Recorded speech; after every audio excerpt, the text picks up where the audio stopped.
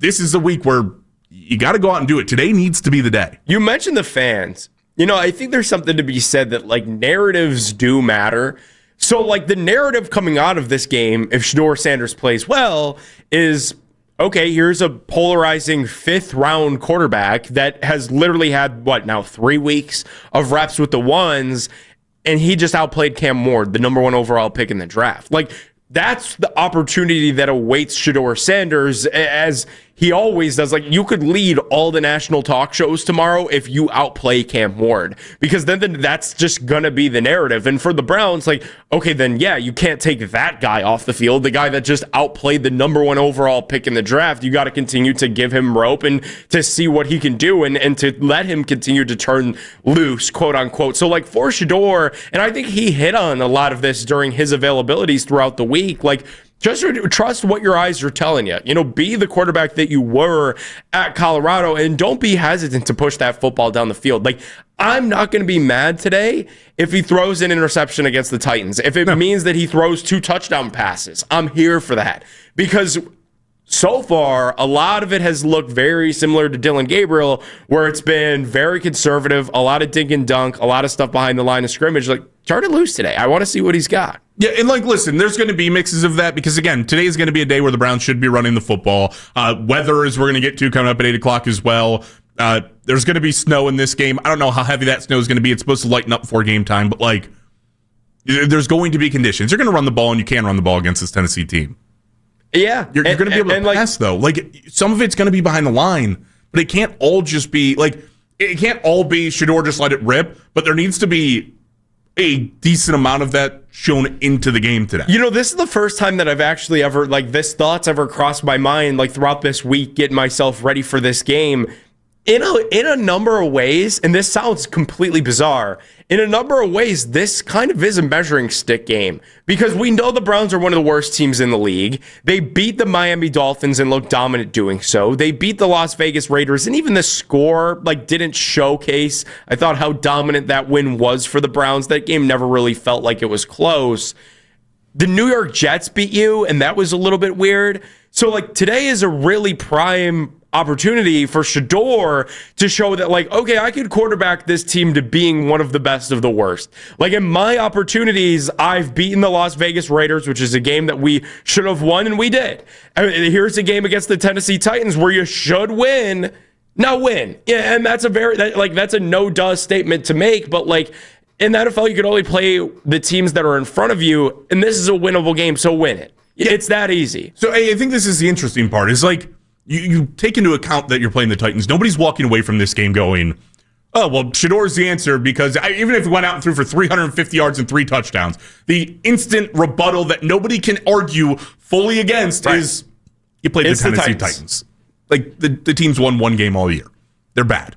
Like, that's not the end-all, be-all. But I think you do look at this game, and to your point of the measuring stick, you look at it and go, okay, like, at the very least, Shedeur's capable of starting in the NFL. Yep. Like, if he can go out and run the table against this team, you're capable of starting in the NFL. Again, it starts pushing you towards, if we don't draft a guy in the first round, right, depending on wherever your pick may fall, who falls to you, what the Browns want to do, but if you don't draft a guy in the first round, you probably bring Shedeur back and you say, okay, at the very least, compete for the job. Right? Like, here's an opportunity to be on the team once again. What can you do in an offseason? Can you prove something? If not, I probably got a veteran, whether that be thou who shall not be named at this point in the show, or, somebody else that's brought in from the outside. Am I just going to go to that guy? Well, especially, Jake, like, you had just mentioned the current state of affairs. We spent last segment talking about there's so much dysfunction. Maybe Kevin's on the hot seat. Maybe he's not.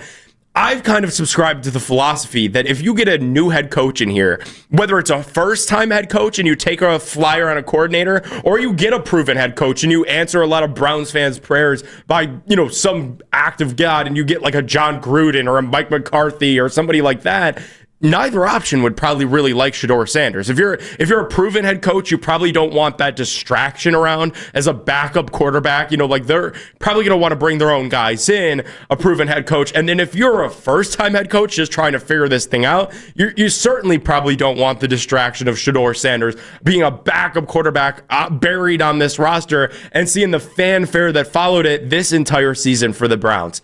The one thing that you could do, though, like you could force your way into that conversation, whether Stefanski's the coach next year or not. Like a good showing against the Titans and proving that you can start in the National Football League matters, because if Stefanski's the head coach next year, then the probability of Shedeur Sanders being on the roster is high. If it's him and Barry still running this organization, they're going to keep their 3rd and 5th round draft picks. But if it's somebody else, that's not guaranteed. Unless you play well, unless you play better than Dylan Gabriel, because that's where you could really supplant him on this depth chart and permanently take over as, the premier rookie quarterback of the 2 that they drafted in this class. Does that make sense? Yeah, I mean, it's kind of proving yourself to those guys as well. Like, you're trying to prove yourself, obviously, to the Browns organization. Andrew Barry, I assume Andrew Barry is going to be back. You're trying to prove yourself to Barry, like, hey, don't go draft a guy in the first round, and don't reach in and go trade up to draft a guy in the first round, especially. But, like, also, if there's a lot of head coaches, and like you said, I imagine there are probably a lot of guys right now that go, I don't know if I really want to deal with all that. And if the organization's going to say we want to see Shedeur based on what we've seen right now, that's probably not a job that is very high in my standing right now. I'm probably looking at New York is much more favorable. I'm looking at Tennessee is much more favorable. For Shedeur, and you showcase something, you're polarizing enough. There's going to be head coaches that go, okay, if he's at least showing flashes, like, for sure. Listen, organizations got a first-round pick in 2027. They have options to go out there, and who knows what they do in the 2026 draft that prepares them for 2027. But they have a fail-safe built in of, like, you can always draft another quarterback next year in what's expected to be a much more loaded quarterback class. Maybe this kid isn't so bad to take a shot on and give a 1-year chance. Like, this might not just spell the doom of my coaching career, and maybe I actually see something with him out of those games that goes, no, I kind of want to give this kid a chance. Like, I want to see what he can do. Dude, it's completely possible. Like, we've seen head coaches sign up for dumber. We've seen head coaches convince themselves that worse situations are better because there's only 32 of these jobs. So, like, if he plays well and if he shows flashes, Brown's got 2 first-round picks. So doesn't that get fun? Like, okay, let's go. Let's get him Carnell Tate. Let's get him a left tackle, and let's win some games. Like, those are all the conversations that can start to percolate with a good showing and a victory against the team that you're supposed to beat in the Tennessee Titans today. A lot of people's hopes, a lot of people's dreams for what this game would look like, weather maybe not allowing that. And it's going to be our kickoff conditions, driven by our good friends over there at Classic Chevy of Menor. I took a look at the weather app this morning. We talked about it. Wasn't really a ton of snow to start the show. Certainly has changed. We are now looking at the forecast. Snow showers certainly starting by 9 a.m. And what I'm looking at right now, a good chance that they're going basically through 4 p.m. when this game would actually be over. Dude, is there something as Browns as that like we haven't had snow all week? It was a blizzard all Thanksgiving. We haven't had snow all week. The only time that it's going to snow this week is during the hours of the Browns, and it's going to be done by 4 o'clock. Yeah, I mean, it's literally it's supposed to be done by like 5 o'clock at the latest is basically when you're looking. It's like, okay, that's no more so snow. Classic. It's like, okay, so fans are going to have to bear the cold and the elements right on the lake. I'm going to be bearing the cold and the elements right on the lake. And then you're not going to be able to watch this team probably pass as much as they want to just for right after the game is over it to be like, oh, well, now it's just regular gray, cloudy skies, right? Yeah, that's fine. And again, our kickoff conditions driven by good friends over there at Classic Chevy of Menor. Now, Nick, obviously this all makes this so much more hard when we talk about this in terms of Shedeur Sanders and being able to show a breakout game. I do look at this and, like, reports are that we're supposed to get heavier snow starting at right around 10 o'clock, but by the time that we get to kickoff, it's supposed to lighten up a little bit.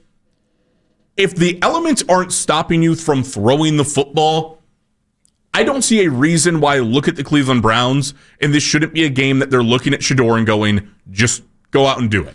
Completely agree. Because, like, here you had last week a team from California, and we spent all pregame show telling everybody that we felt good about the Browns because, like, the 49ers had to come across the country from California to Cleveland. That last week was a weird weather game as well, and the 49ers seemed to have the upper advantage in that game than the Browns. So, like, don't let the weather let you overthink things. Like, no Harold Fannin Jr. tight end sneaks today. Like, please, let's do quarterback sneaks with quarterbacks. Let's push the ball down the field as long as, like, it's not physically slipping out of his palm. Yeah, don't let the weather dictate what you're gonna do today. I also think I look at it and it's like, okay, if you're Kevin Stefanski, obviously you want to win games. Like, you should play this game to win. But at the same time, take a look at your season. Right. You got 3 wins. You've already locked in a losing season. You've all but locked in a double-digit loss season on the year. What is the harm in going out there and being like, no, we actually want to see what our rookie quarterback has? But that's my fear, dude. My fear is that, like, but our recipe for success is sack quarterback 10 times and dink and dunk and win time of possession and win field position game. Like, that's my fear. Like, he's trying to win these games, so he's not coaching to win, he's coaching to not lose. If I'm watching a coach today coach to not lose and not give the opportunity to watch your quarterback go out there and have a chance for success, Kevin Stefanski, I'm not going to say he should be fired on the spot because you want to win this game, but my God, there needs to be a conversation happening in that organization of, like, Kevin, either A, your job is safe and it doesn't matter what this win record looks like and you just have a job, or guess what, Kevin? You got a better chance to save your job if the quarterback we drafted this year looks good and you tell me there's a chance I don't have to draft one coming up in April. That's your best opportunity at keeping it, not by getting you to 5 wins and going, oh, look, guys, we're 5-12. Oh, wow, what a savior of a season. You look so much better than you did. Like, you only lost 12 games this year. What is that doing for anybody? Like, I feel just as convinced that I would want to fire Kevin if he got 3 wins as if he got 5. Don't really feel all that much different about it. It sounds like I'm going to be tuned into your show Tuesday evening then, because I really can't, like, I don't know why. I think it's the right thing. The Browns should let Shedeur turn loose today.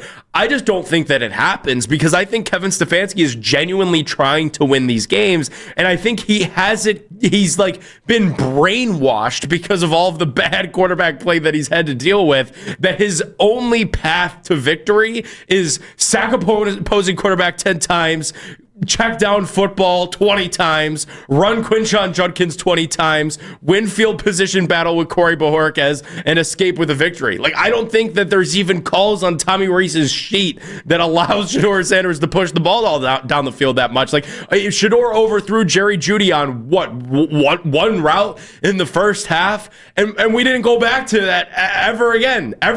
It was one misthrow. Okay, leash is back on, and it's nothing but checkdowns for you here, Charlie. Like, why? That's like, let's just see what he could do. What's the harm in it? But this is the thing. Like, this is the game where if you're Kevin, you can do this and still escape with a win. I would rather watch grass grow. It would be more productive than the Titans' offenses this year. And looking outside, you're not going to be watching much grass grow until late May, early June. Like, it is that bad. I mean, this team is horrible. And defensively, let's go ahead and take a look and go inside the numbers. Brought to you by our good friends over there, Jackson Deacon and Associates. For all your insurance needs, get inside the numbers with Jackson Deacon and Associates. I don't even think that people would look at this defense and you go, oh, it's an okay defense, right? The numbers don't scream to you that this is even an okay defense. Now, they have a couple of nice pieces. They rank 22nd in rushing yards allowed per game, 25th in yards per attempt, which tells you, okay, that's a bottom third of the league type of team when it comes to that stat in defending the run. Not good against it. Now, 18th in passing yards per game allowed to the other team, but you got to go deeper than that. Like, that alone tells you, oh, they're middle of the pack, stopping the pass. No, teams just don't pass against the Titans because they have a boatload of a lead, and all they got to do is hand it off to their running back for the entire second half. They are 29th in yards per attempt allowed, yards per pass attempt allowed in the NFL when it comes to throwing the football at 7.3 per attempt. Not completion. That is an attempt. That is abysmal. That is right at the bottom. You can throw against this team all day long. Well, dude, and like it goes to show, like, if this is a game that you have the lead in early, similar to what you had against the Miami Dolphins, similar to what you had against the Las Vegas Raiders, who were bad teams. If the Browns could get a lead early in this game, let's see what he can do. It used to drive me nuts. Like a lot of people in this industry, I kind of got my start like in high school football, and it would drive me nuts. Like, when we could be having a running clock in the second half, but a coach wants to get a look at a young quarterback and he won't just hand the football off. We're up 2 scores, 3 scores in a game that's not even close. And here's the young freshman quarterback playing varsity just airing it out down the field. But that's what it should be for the Browns today. Like, that is seriously, even if you're winning, throw the ball. Like, I want to see what they have in Shedeur Sanders today. I mean, what's the worst thing that happens? Let's say you come out in the first half and you go, okay, we're not just going to throw the ball 50 times to throw the ball 50 times. You still need to run an offense. You need to put Shedeur in position to succeed. Let it be balanced, yeah. But, we're going to call some shot plays down the field. We're going to let Shedeur, we're not going to tell him to get rid of the ball quickly. Work through your progressions. Trust your eyes. We want to see you push it down the field today. Shedeur, it's okay if you throw an interception. And if he goes down there and you say that to him, and then in the entire first half of football, you watch him backpedal in the pocket, you watch him hold on to the ball too long, miss open windows, throw a pick. You know what you do in the second half? All right, we got to win this game. Yep. Because Tennessee's probably not even going to be up at that point. And if they are, they're not going to be up big because the offense isn't good enough. And you can just go out there and run your normal offense for the second half. You can play the conservative game and do what you got to do to win the game. But there's no reason you don't come out today and just go, let me see something. The offense on the other side doesn't have the ability to punish me.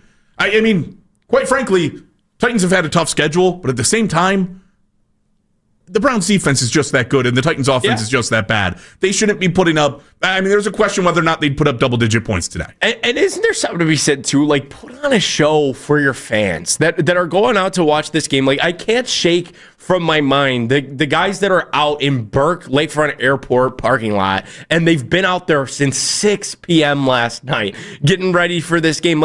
Just do something for your fans, because you still got 2 more home games to go from here. And if you look, and if you want a good chuckle, those 2 home games are against the Buffalo Bills and the Pittsburgh Steelers. So if this one today is boring, it's going to be real hard to get people out there in even later December when it's even colder and even snowier for Browns football. So, today, could you please give us something? Give me a carrot to continue to chase that you guys are working towards fixing this offense. Could we at least get down with that in the midst of all this dysfunction? Are you guys at least trying to fix this offensive product? Right now, it doesn't seem like it. But if you do follow exactly what Jake just said, that will at least lead me to believe, okay, we are trying. We're trying to evaluate what we have, and we're trying to see if we can change and become a normal NFL offense. There is a world, by the way, where if you just turn Shedeur loose, it looks terrible. We saw that against the Ravens. Obviously, not taking away the fact that he had no first-team reps. It was a game plan that wasn't set up from whatever. But, we know watching Shedeur what bad looks like and what the opportunity for bad to look like can possibly be. I just want to see, are you fully protecting this kid because you know what happens when you ask him to turn it loose, that is what happens, that he just starts backpedaling, he takes too many sacks, and right now you're just trying to build up his confidence and get him any positive momentum and positive direction to say, get the ball out of your hands quickly, and we're drawing up the easy stuff?